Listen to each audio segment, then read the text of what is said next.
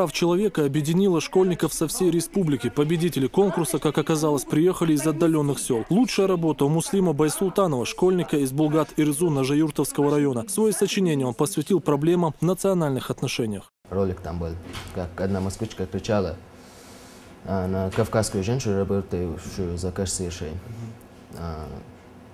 Это мой город, она ее оскорбляла. Почему? Не знаю почему.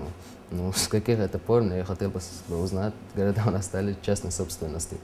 Свое заключение Муслим сделал не просто так. Конкурс помог ему более глубже ознакомиться с Конституцией страны. А для Залины Хожалиевой из Гихичу стать призером конкурса «Имею право» вдвойне приятно. Ученица 11 класса увлекается предметом обществознания. Позади у нее несколько побед на школьных олимпиадах. Я поднимала несколько проблем. Проблемы, конечно же, нашего села. Что работа была очень интересной, увлекательной, и она дала мне множество таких вопросов, которых я раньше бы не смогла бы узнать.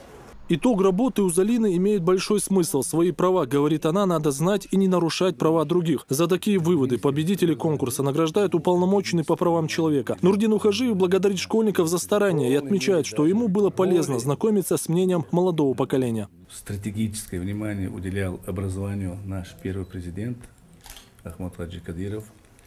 И, в принципе, будущее нации чеченского народа он видел вот в трех таких стратегических направлениях. Это первое – образование, спорт, культура.